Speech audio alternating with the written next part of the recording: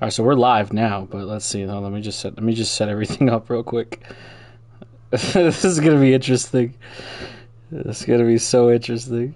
This is so live, unfiltered, raw. Oh yes, baby.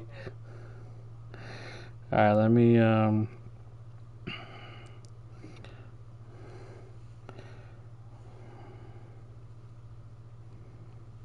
There it comes.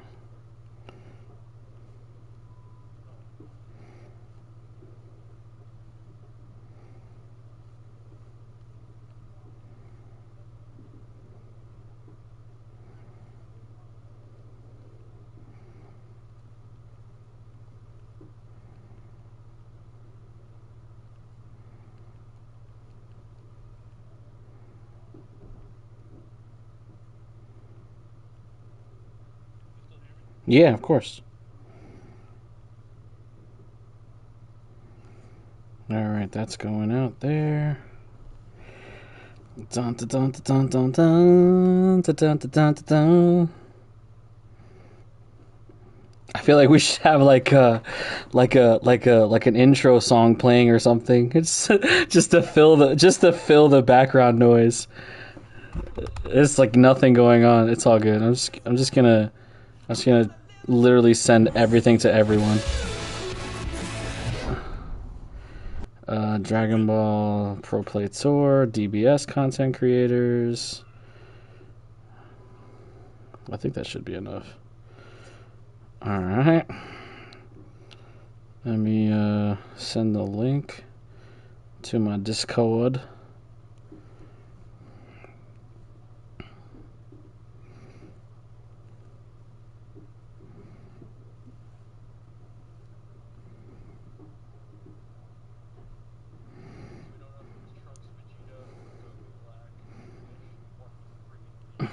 Yeah, I definitely want to get into that because I saw you guys talking about it on in the chat earlier. Um, I just find that super interesting.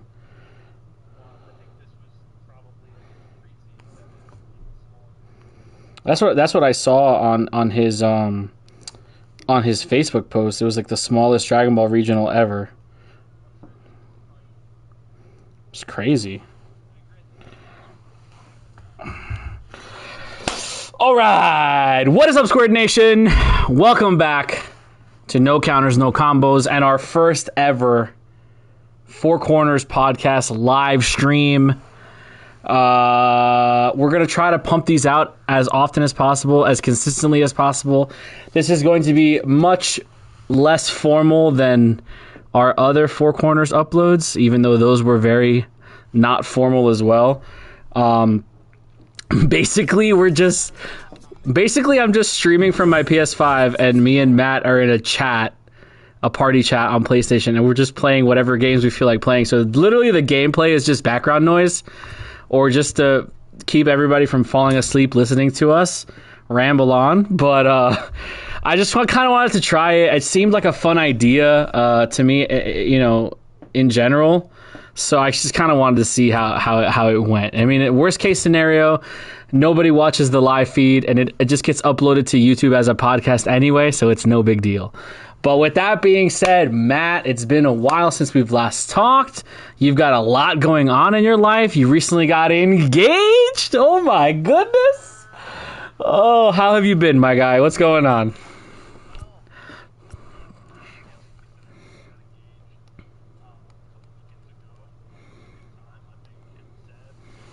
Yeah.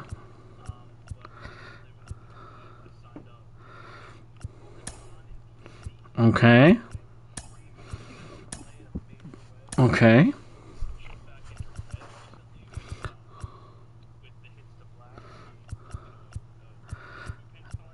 And we'll talk about that. We'll talk about that. I'm good, man. I took a little bit of a hiatus away from content creation, as you know. I kind of wanted to, get back to my roots, just like have fun, really, and just like enjoy what I was doing.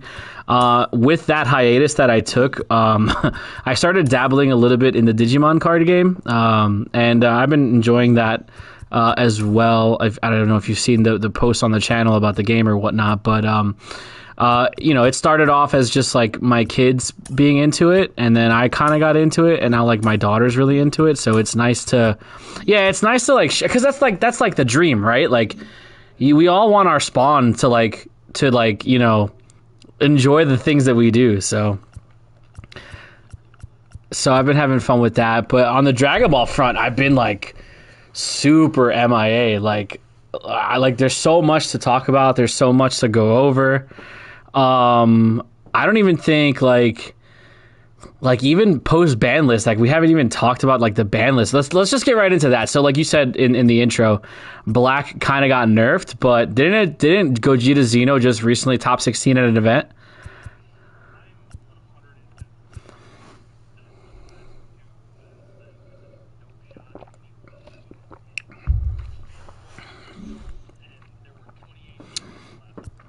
Oh, okay.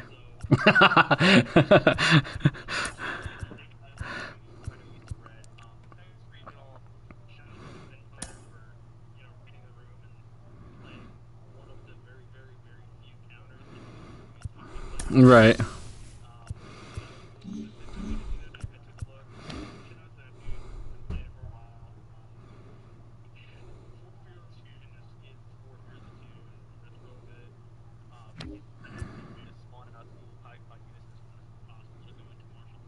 Mm-hmm. Mm-hmm.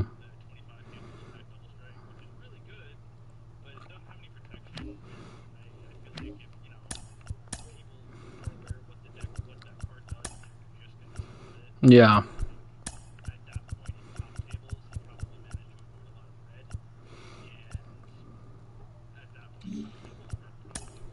Mm-hmm.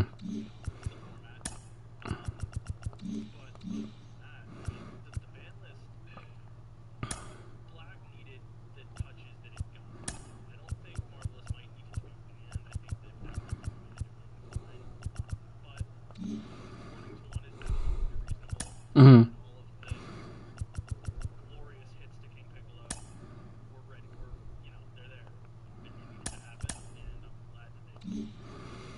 Yeah, so I mean, I wasn't too upset with the ban list. I was a little confused about the Piccolo Unison. Like, I didn't know if it was banned at first or if it was limited.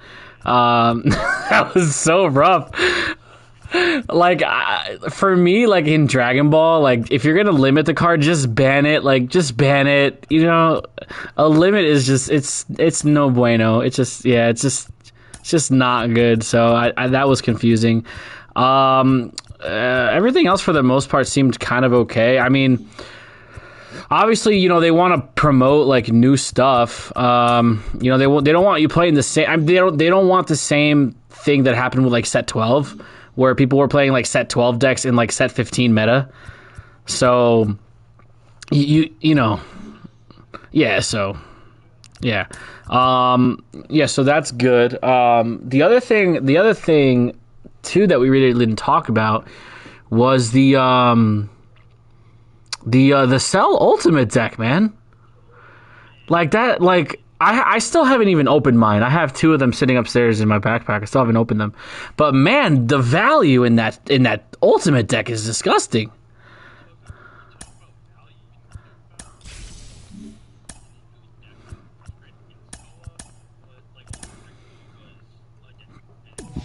Right.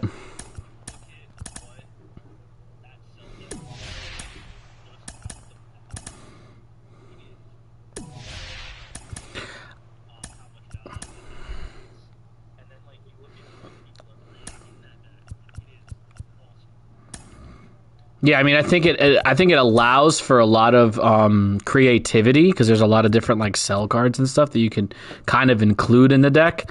The other thing too is I feel like the biggest difference between the Ultimate deck Toa and Ultimate deck Cell, not only is Cell just ready to go right out of the box, the play style is a lot less.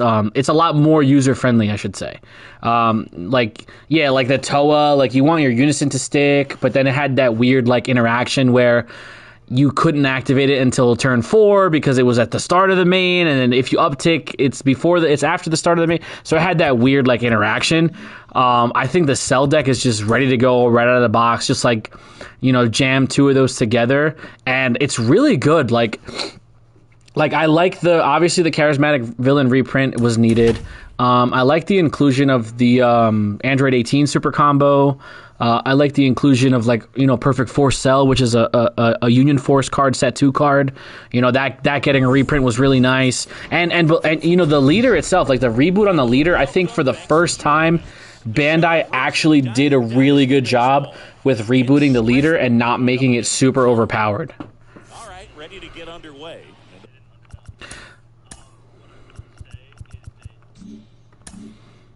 The batter will be the shortstop, Didi Gregorius. Yeah. I noticed that in testing. Lined, and that's a base hit. Oh, that started and ended pretty quickly. No messing around right there. I could watch base hits like that all day long, and every hitting coach in the league. Just a nice line drive into center field. This one swung on and hit well. Way back there. And that one hops the wall.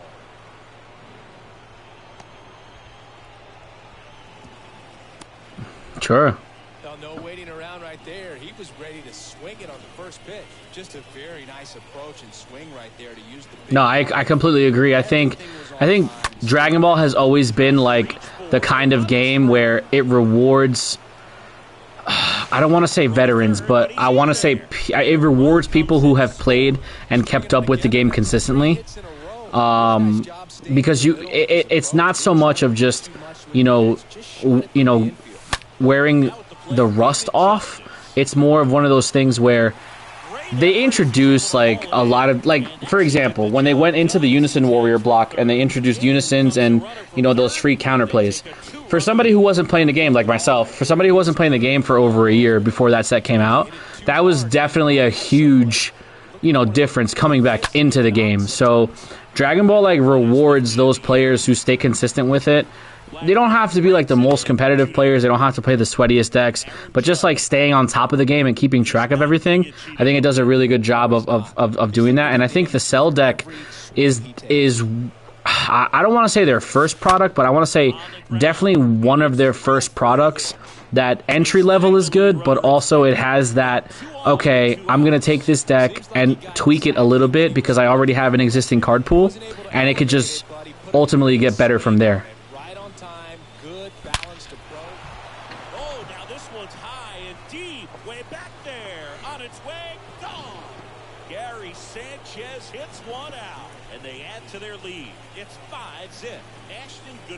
Takes over on the mound.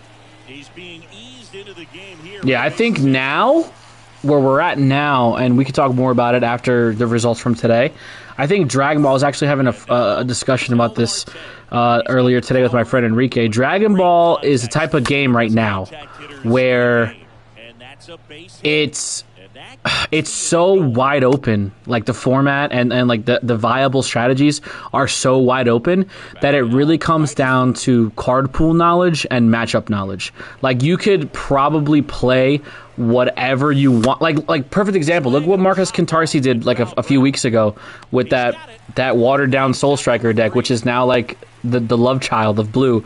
He took a deck that it was under the radar, but he's a skilled pilot, he's a good deck builder, he understands the field, and he played it to he got second place with that? Yeah, so I think it goes to show that Dragon Ball is in a state right now where that's the type of game it is. I think it's going to reward the players who stay consistent, but it's also going to attract new players from coming in because I don't really feel like there's a boogeyman right now. I mean, you could probably make the argument that U7 is the boogeyman, but I don't really feel that way about it.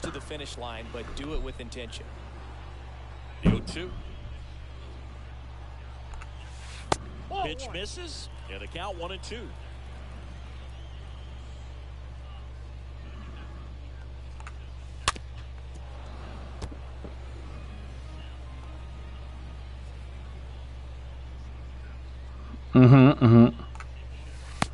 next one is off the plate. The count now 2-2.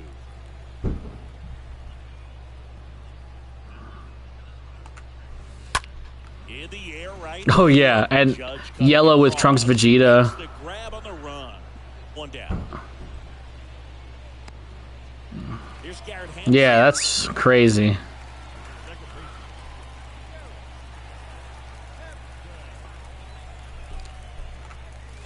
In there for strike one.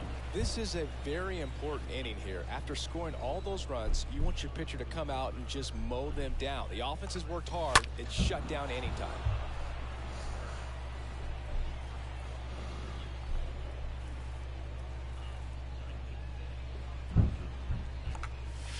Swings through that, and it's a strikeout. And there's 2 away. And here is C.J. Cron. Yeah, I think that's what it's going to come down to. I think, you know, if somebody has the balls to just kind of play what they feel like playing, you know, just randomly build a deck, you know, they're going to have to build it with the consensus of it operating in the current format with current matchups. Like, I don't think, I mean, I'm kind of comfortable saying I don't think anything is unplayable right now. I think you can make the argument if it's built well and if it's built as a meta check, I think you could get away with kind of just playing anything if you know what you're doing, which I think is great. But I'm excited to see, with that being said, I'm excited to see what the next set, not so much Ultimate Squad, but what the Z Leader block, what it brings. I'm excited to see how that's going to kind of impact where we're at right now, because in my personal opinion, I was a little underwhelmed with Ultimate Squad. Like, I know there's a lot of, you know, there's a lot of hype cards in there. There's people that are looking forward to certain archetypes and, you know, certain legacy support. That's cool, fine and dandy, no problem. But me, on a personal level, I wasn't too excited for Ultimate Squad, so I'm already looking past it for the next set, and I'm excited to see what Z Leader is going to do to change the game. Didi Gregorius goes deep, and they boost their lead. It's 6-0. At the plate, Torrey Hunter. This to center field. Grichuk on his way over. Right. 1 away.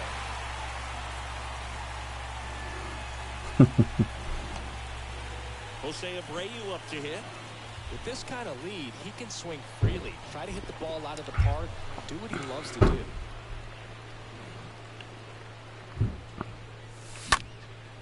Now one out to right. Blackman going back on this one. If one hops off the wall, should be extra bases. Abreu into second, and he's got a double. Didn't take long to get a result for that at bat. Put a pretty good jolt into that one. Great swing, nice balance and weight transfer. And yeah, he got it to drop in out there in the deep part of the field. And now David Justice in the air, right field, pretty well struck. That one's carrying. Pulls it in on the warning track. Runner tags at second. Now it's Jose Ramirez.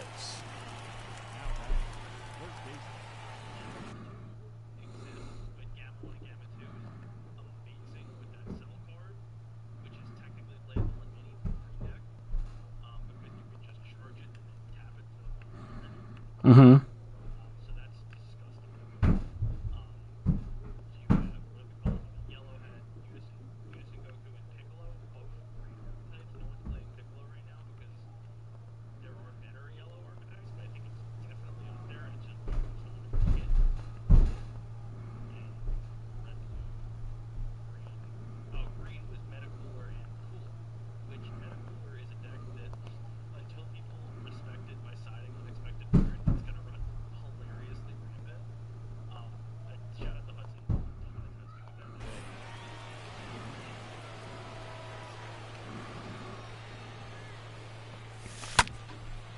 Into center.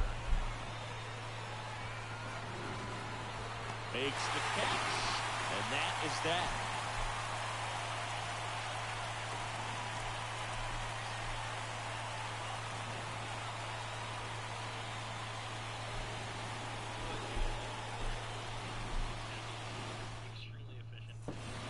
And welcome back. Bottom half of inning number 2. Here's Chris. When it comes down to it, those decks are just so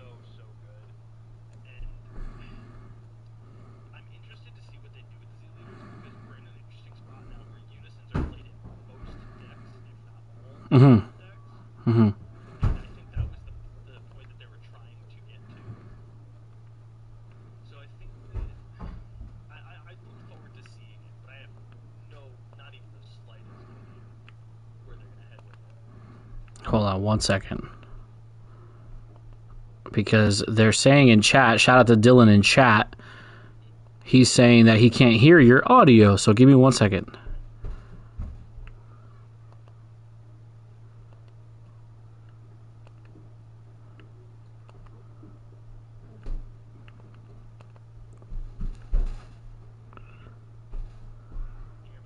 Yeah, I can hear. I've been hearing you fine this whole time.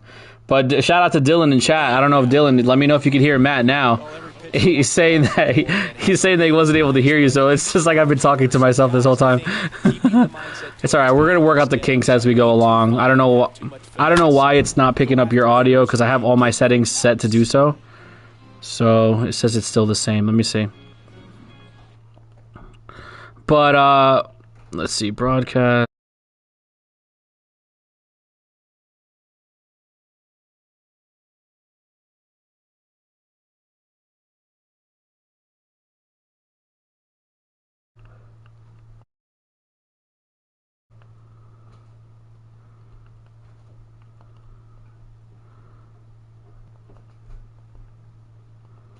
Huh, that's weird.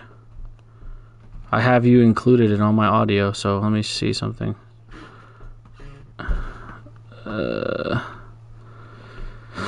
Dylan, let me know if you could hear Matt.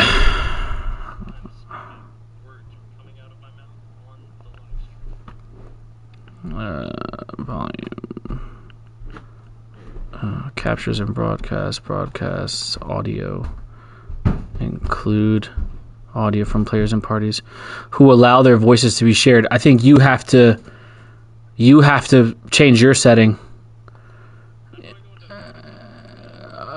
You have to go into your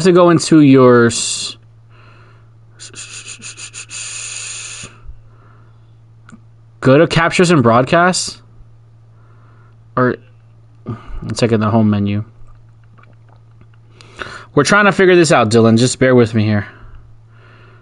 You have to allow your voice to be heard. You're the voice of the voiceless right now.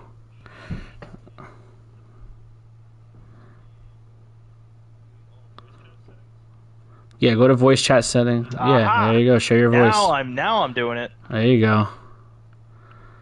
Include Mike's audio. Now we should be good. We should be good money. Should be money. Should be good to go. I was spitting some facts and nobody could hear me. There you go. Shout out to Dylan. Hey, thank you, Dylan. Shout out. Thanks for the assist. Oh boy, look at us go.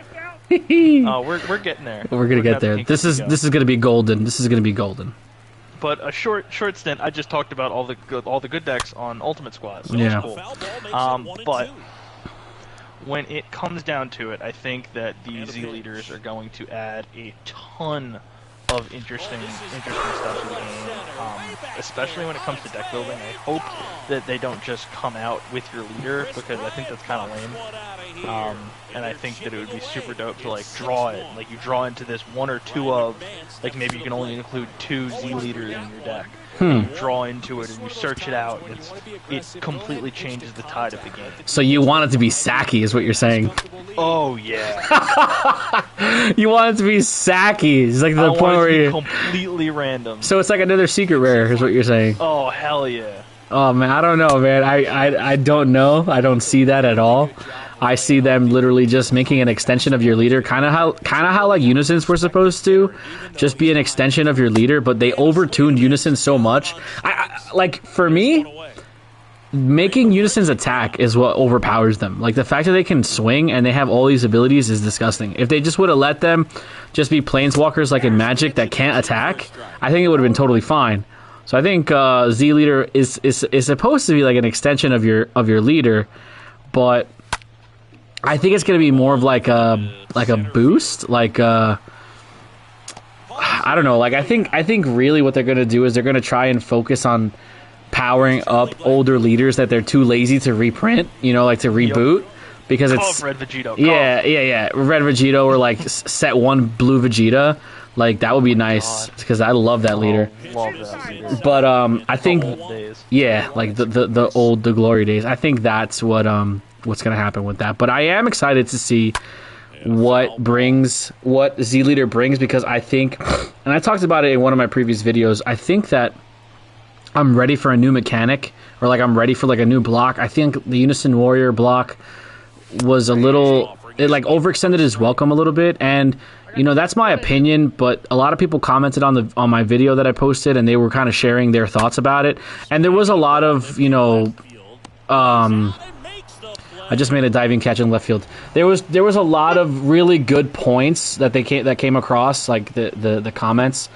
Like, you know, they didn't probably want to release a new block because of the pandemic, and they didn't want, you know, a new jumping on point for people if they couldn't have access to the cards because of all the shipping delays.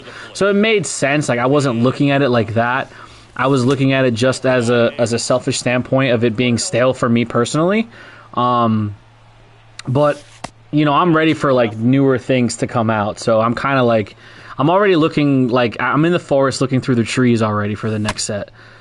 Yeah, I think I see it a little bit differently. I think partially that may be because of the small hiatus that you took, because I really love this format. Like, the last two formats I think have been really, really good outside of King Piccolo existing. I think that deck probably should have never been printed. But, you know, I guess set 12 was just a full-on broken set, and that's okay, we get there. Yeah. But when it comes down to it, I think formats like this where it's open enough and we still have top decks are really, really good, because you get creative people like that Finn player who won the Texas Regional that isn't playing a top deck but may have known his matchups really, really well, and he took advantage of those matchups. So I think that's what it comes down to with the Z Leaders. Yeah. Yeah, I mean, listen, I don't want to make it seem like I'm hating on Ultimate Squad, because I'm definitely not. It's just, you know, not my cup of tea, so to speak. But, you know, not everything has to be my cup of tea. That's what's great about this game. Like, you can like and dislike certain things. Like, it doesn't really matter. So I am glad that GT is getting support. I am glad that, you know, there's some legacy stuff for older archetypes, because I was a big fan of the General Rildo stuff back in set 2. So I'm happy to see that. I'm happy to see Gamma 1 and 2 be introduced into the game, obviously, because they're going to make a big push now, you know, with all the superhero movie stuff. So I'm excited to see where that goes, because I know that my boy Gohan is going to get a new leader in the next set, and it's going to be Fuego. I don't care if it's bad. I don't care if it's good. I don't care if it's the best or if it's the worst. I'm playing that. I'm playing whatever it does. It could be like, oh, when you put this leader in your leader area, you lose the game. I don't care. I'm still going to play it. I think, personally, like, when it comes to... I like the Unisons. I think at first I really, really was against it. Like, I played Broly Surge back in set 10, and, you know, I was like, oh, man, this is new stuff I have to pay my energy for. Right. And I don't like paying energy in aggro decks. And it's so funny to me, because it grew on me a lot, and, you know, it introduced, like, decks like Starter Vegeta were designed great for this format. And this block where, you know, the deck relies on a unison, but it benefits from it. You don't have to, like, it's not like a handicap. And right. I think it took Bandai some time to get used to not, like, just straight up relying on forcing unisons into decks, but, like, you get decks like U7 that I just recently picked up relies on Jiren, or, you know, shout out to Robbie's deck, relied on Baby. In the past, it relied on Piccolo Jr., but, like, people still played the 3-cost unison version, which I personally think is better. So, you know, I think relying on unisons is not a bad thing, but I'm definitely interested to see if they completely discard them like they did Wish, Rip Shenron's Wishes. Yes. Or if they keep them around and, like, you know, they print the occasional Spirit Boost card, the occasional counterplay relying on a unison, the occasional extra unison card for an archetype that might not need it but might want to use it. Right. Yeah, so, I mean, I think that'll be sick. I think Spirit Boost is completely done. Like, I think they tried and they failed with that mechanic. As much as I like it because it gives the unison more utility. Like, it basically gives you a payoff for playing unison heavy strategies, so I like that. but it was not a well received. Because that though. With that being said, I think the reason that Spirit Boost wasn't as well received as they wanted it to is because the unisons are so strong that you don't want to take markers off of them and make them vulnerable to your opponent's attacks. I think you want to keep them like high. You want to keep their marker total high. Like look at the Vegito unison. It needs 7 markers to do its effect. Like that's crazy, dude. So it's funny to me that you bring that like Spirit. There's one card I think that did Spirit Boost well. The Vidal counterplay I think is. Oh well, that card is cracked. That card is so cracked. Here's my thing, right? Because I think that's the only card I've seen do Spirit Boost well. It's a Spirit Boost 1 cost. It's the ability to knock 2 bodies like a Yamcha, but it's in an auto step, so it can be stopped from hitting the board. Mm-hmm. But it's also still a really, really good card, but it forces you to use Spirit Boost. I personally, I think every color should have a card like that. Rip Black still not having a free counterplay. Yeah, that's crazy. But I think that when it comes down to it, I think we will see. I think we'll see more unisons. I don't know if we'll see Spirit Boost because like it sucks because Cross Spirits was such a weird set. Yeah, it really was. Decks like Jiren, which like basically just went neutral on markers to force you to have a unison out. Yeah. Because it would use Spirit Boost, and then when you evolve using a Spirit Boost, which you're using to evolve, you gain a marker, so you just kind of net 0. And then you had decks like Gogeta BR. Is a deck from set 11 that counted up on unisons. Right. Spirit Boost didn't exist then, but that archetype has the ability to abuse Spirit Boost in a wild way. Yeah. So I agree. On markers. I agree. Yes. So like I think that they should try and combine those ideas, but I think they should focus on like the new stuff because I miss the set. Like set 7, 8, and 9, we got so many new keywords. Mm-hmm. Like shit like Revive, Aegis, Alliance, and Arrival. Like, keywords like that, Invoker, even Rip. Again, thanks Legends and Sublet for beating everyone's butt in Tennessee and completely throwing that entire archetype back into the trash. Full send, complete full send on that one. Oh my god! I will say shout out to Sublet. I played against him. He was I think he was my round 6 at the Nashville regional. My god, he beat me so bad. He's really good at this game, man. Like, and I knew the matchup. I knew what I needed to do, but you just don't do anything with that 17 existing, so they did the right thing by hitting it. But they probably shouldn't have printed it in the first place. That's my problem, is they should probably do a little better with R&D to not print maybe a little bit. These broken-ass cards. Because then people cry, like, they come out, you get a taste, and it's just like, why is this card gone? It lasted for one event, a single so event. Crazy. I mean, straight up, like, I remember they were the only, I mean, there were multiple Invoker players. Somehow I matched up against 2 of the 4 of them. Nice. One of them being an older player who had just come back to the game. He had had his 17s, but he didn't fully know how to use them, so I just kind of punished him with Gogeta 8 drops because that card's still really good. But he didn't know what he was doing with the 17. You sit across from a guy like Matt, like Sublet or Legends, and they get to Sparking 5, pay 1 red energy, and now they have Invoker. And that's it. They just have it. Like, having access to cards like Emperor's Death Beam for not having any requirement on the board is silly. Yeah. But I think I hope they continue to support archetypes and champ packs and stuff like that, because I still think it is a good idea. Yeah, I mean, I'm sure they will, because there's always going to be somebody who's like, that's their love child, like that's the deck that they want to play. Yeah. You know, so it's like there's always going to be that. I just, like, for me, like, shout out to Heriberto Ayala in the chat. Card Games TV1 himself.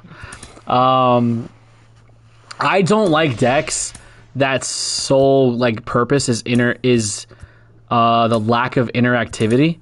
Like, I harken back to the days of like U7 Frieza, where the whole deck was literally passive advantage till turn 5, windmill slam your 5-drop, go up the chain into victory strike, and then like you literally kill your opponent at 8 life. Like it was the craziest shit ever back in the day, and like everybody played the deck, and like it was pretty much the same deck except for like 1 or 2 cards, because you had the option of running the 5-drop Goku, or you had like if you wanted to tech in a Majin Buu, because he was also a 5-drop, you could tech in a Majin Buu for like more aggression if you wanted to catch your opponent sleeping, but it was still the same premise. So like I don't like decks that are like king at accruing passive advantage, because I feel like Dragon Ball fundamentally is built on the core value of like attacking each other. Like look at Dragon Ball as an anime. Like yeah, man, all they do is fight. Nobody just sits back and strategizes. So with that being said, can we ban Hatch? Yeah, right. He said, yeah, Hatch. So I mean, I feel like Hatch just loses to Drip Coup, so I think it's fine. So the funny thing is, it might not. Like, it has the ability to like get around stuff like that, just by killing the unisons. Because Yellow has a really hard time dealing with the 8-drop Gogeta, right? Because it's boss monster. So, you know, it's kind of hilarious. But at the same time, Hatch makes me laugh because like shout out to all the Hatch players for existing, but y'all have had enough. I sat across from Hatch once at the Tennessee Regional, and I wanted to bore my eyes out. Dude, you sound salty, bro. I am very salty. I listen, but so here's the thing, right? Because the game thrives on interaction. Why are we gonna let a deck exist? The whole thing is you're not gonna get to interact. So Herberto says, "Not my Hatchiyak builds. LOL. Drip Coup struggles against the Unison Master." Well, we're gonna have to see some action, bro. Like, yeah, I'm gonna have to see something go down, man. Like, show me some gameplay or something. I mean, this is your time to shine, bro. 12 unisons in a deck. You've cracked the code. Yep, he knew before everyone else. He's living in 3022, man. He's ahead of the game. 3022, bro. He sees life in 8K. Word, dude. He's past that. We're sitting here at 32-bit. He's in 8K. Right. But yeah, I mean, Hatch could definitely go. I don't think anybody would care. I mean, maybe like 5% of the player base would care, because that's fine. 60 unisons, that's great, awesome. That's big brain right there. 60 unisons, huge. Awesome. Yeah, wait till they start making unison super combos. Then, then we'll be in a steep uphill climb there. Anyway. Oh, yeah. Moving on. Are you going to Otakon? Hell yeah! I bought my ticket. I booked my flight. I am so excited. Because I get to see the boys from back home. Word. It has been a while.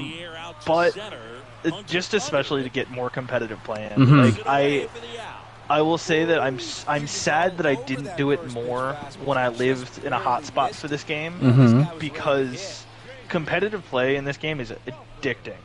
Oh yeah, in the best way possible. I mean, like straight up, like going to an event, knowing your matchups, like you do everything you can to win. Like sitting across from your opponent, like I mean, I had a great time at the National Regional. It was, I mean, shout out to all of my opponents. I didn't have one person who was salty. Like I know those people exist, but mm-hmm. like even like at round 8 or round 7 when I played a Trunks Cheetah player, I had a throbbing migraine, and just I enjoyed the crap out of that game. Like we just sat there and laughed the entire time, and he had the Vin Diesel family mat, the family mat, that is great, was hilarious.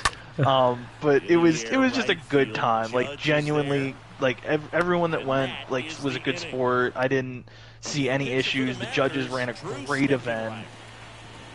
It was just a ton of fun. Yeah, you're living in the nice days now. I remember when we used to go to events, we had certain people that were very instigative. Is that a word? Instigative in the community. I mean, you know, at least they made it worth your while. Some people that are just, you know, built different and have extra levels of testosterone.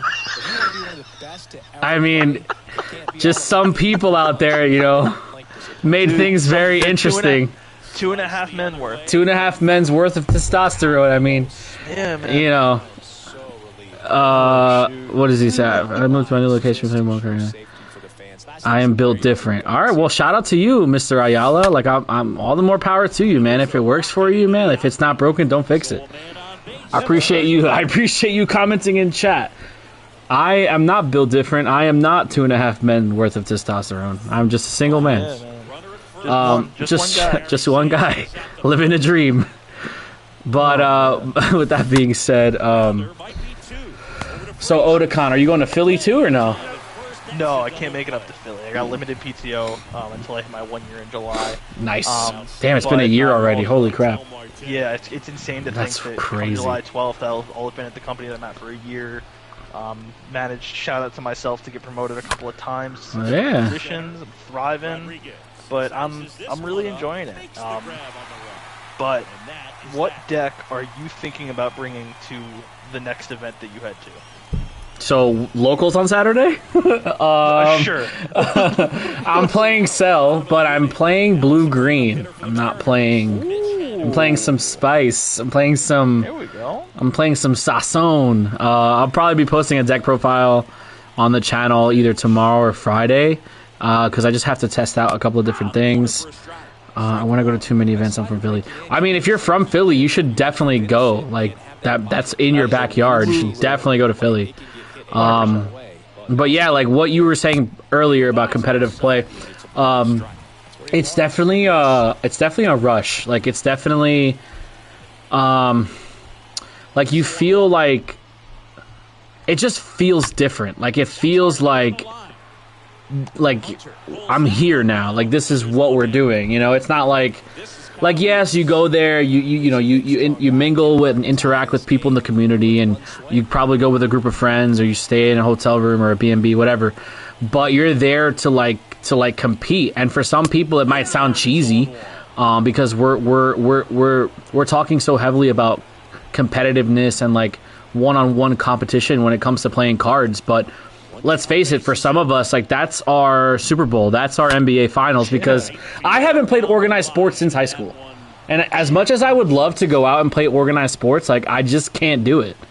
But I've never lost that competitive drive. Like I've never lost the urge to, you know, just like put somebody's face in the dirt. You know, I can't say it any better way. And I lose a lot. I'm not saying that I'm like this top tier, you know, dude or whatever, but it's just that being in that moment, being in that zone, because you do kind of get into a zone, like with all the testing and with all the analysis and with all the grinding, like it, you know, and the payoff is great, because you know what, you know, as a competitive a community as we are, there are a lot of really great people in the community that at the end of the day they know what, you know, what's the what the reason is. We're all there. We're all there to have a good time. We're all there to, yes, be competitive, but at the end of the day, we're all there to, you know, help grow the game that we love. But at the same time, we're going to compete, but compete respectfully. And I think that a lot, you know, especially the majority of the community, I think, feels like that, because there are a lot of people that will help. There are a lot of people that will give their insight. You know, there are a lot of people that'll just be like, okay, hey, did you think about doing this? And that's tough to find in a lot of other card games. Mm-hmm. So. Absolutely.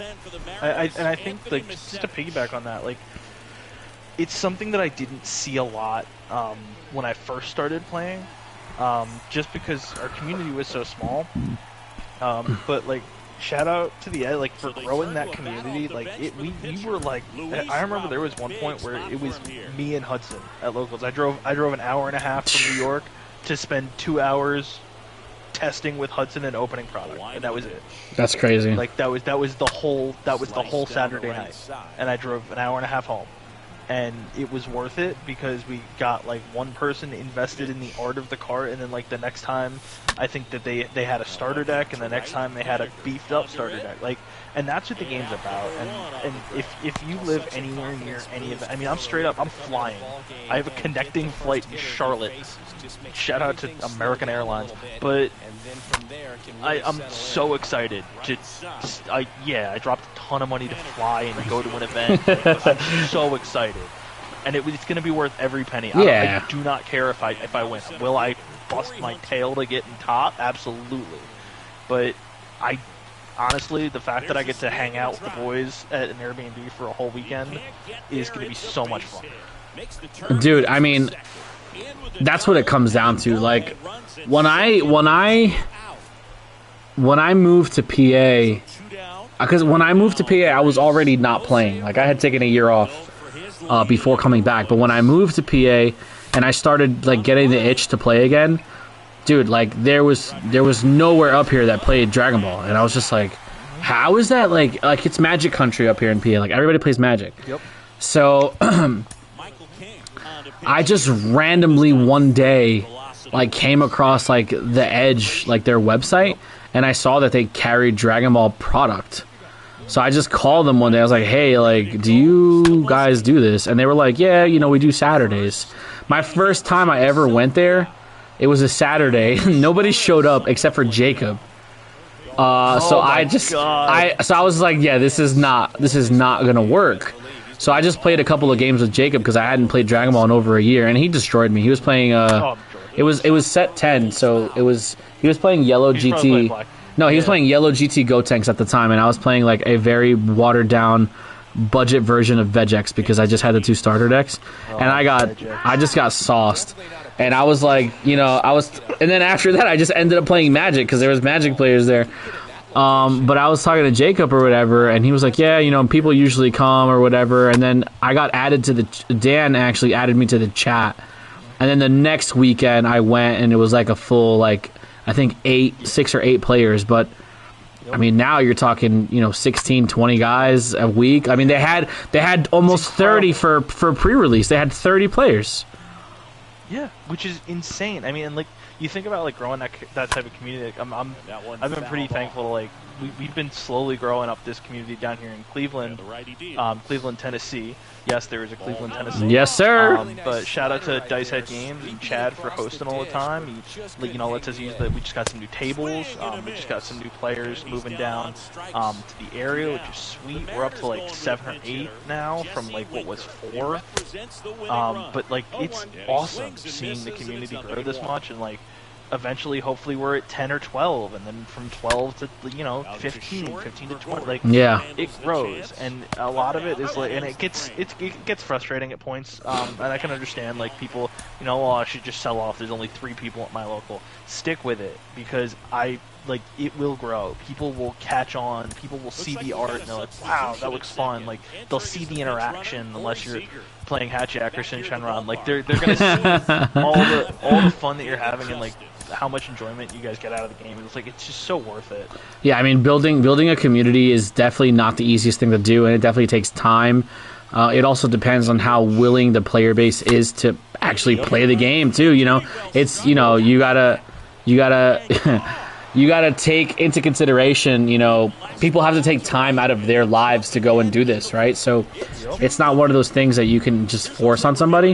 It has to happen organically. But when it does, it is nice seeing that payoff. I mean, it's just, oh, that was a terrible swing. It's just,